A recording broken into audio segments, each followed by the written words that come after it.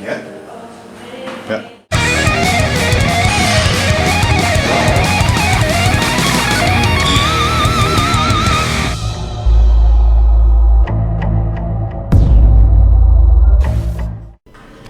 Oh yeah, welcome to another VintageGenetics video where it's all about bringing back the golden era and put it in its rightful place on the current bodybuilding stage. And today is another classic workout often performed by none other than Arnold himself.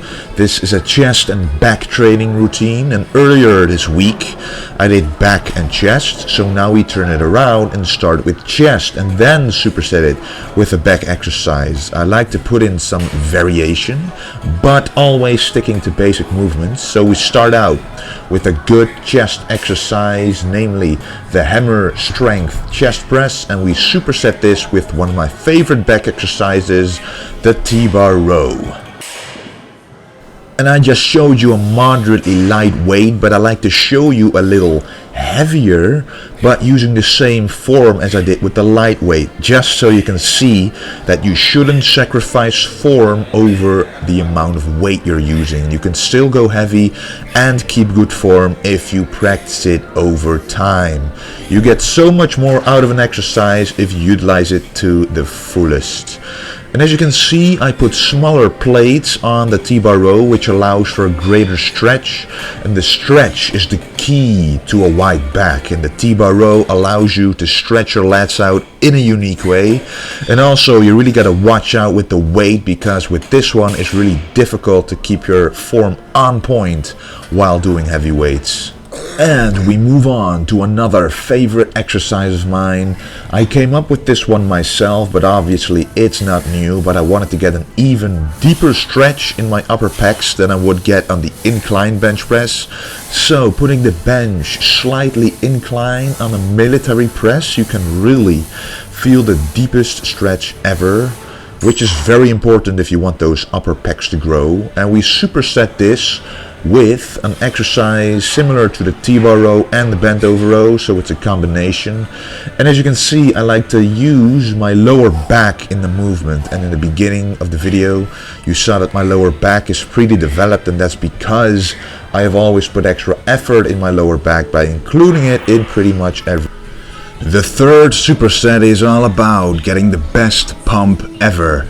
And I first did 3 regular supersets with the flies and the pull down, but I ended it with basically as many reps as I can do on both exercises while still maintaining proper form. The cable fly is a very good exercise for people who find it difficult to squeeze your chest on the dumbbell fly, so practicing the mind-muscle connection with the chest is easy on this exercise. And we superset it with the lat pull down, and make sure you stretch all the way up and keep your back relatively straight as I'm doing here. So don't lean backwards too much, because if you don't keep it straight, you're pretty much turning it into a rowing movement, and of course that makes the weight a lot easier. But the lat pull down is all about back width and not so much thickness. So if you want a V taper, do it like this. Now the next superset starts off with a dip machine, and this is a plate loaded machine, as you can see, and this just has a slightly different angle than the one I usually do. Here it's more about the stretch. With the other machine it was more about the squeeze. So because we just pumped up our chest with the flies, I like to stretch it out again on this machine. And as you can see, my body moves with the movement of the exercise, leaning forward as I let my arms go up for the stretch, leaning back a little for the contraction. It's little details like that that change the exercise to something very different. And then we combine it with a high row, and I normally combine the dip with a narrow grip pull down. So because the dip today is a slight variation, I made the back a little different as well. And again, it's all about the stretch here, but the row allows you to contract your lower back too, which you should definitely do for lower back thickness.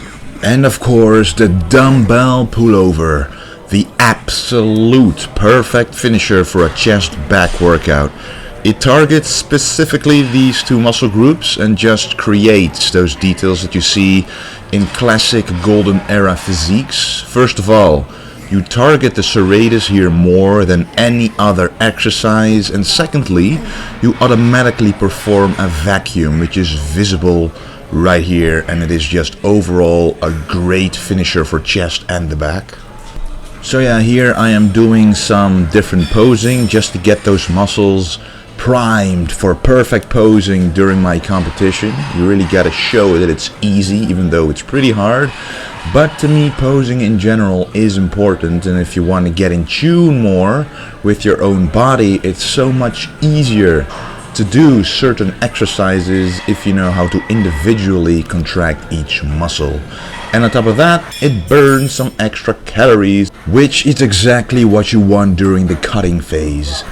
Yeah, and here you see me doing a variation of the dumbbell pullover, actually with the cable, a standing rope pullover, and I actually recommend this one if you find the dumbbell pullover difficult at first. So use this one if you want to practice it. And as you can see, just as with the dips, I move my body in order to maximize the effect of the exercise. So I bend over a little to stretch my back more and stand up straight when I want to contract my chest. This basically just feels intuitive to me at this point, but doing it like this will benefit you a lot. And here again, but under some much better lighting, I'm doing some posing again, hitting some back shots and chest shots, and I've noticed improvements compared to the last time I was posing here. The back especially got more crisp, and you know what? The scale might go down when you're cutting, but you actually will look bigger without a shirt when you cut down, because the muscles will have that much more of a 3D effect because of the striations, the lines, etc. And again, Arnold himself and all the other competitors in the 70s and 80s used to pose a lot because they noticed that after competition day, they looked much better, and they realized it was because of the posing. Really forcing the blood in all those muscles for long periods on end does make a difference in appearance. It's just a combination of food, cardio, and posing practice that gets you that classic physique. And anyway, I hope you enjoyed this video. Thanks a lot for watching. Can't wait to post so much more about different subjects as well. And remember to stay golden, guys.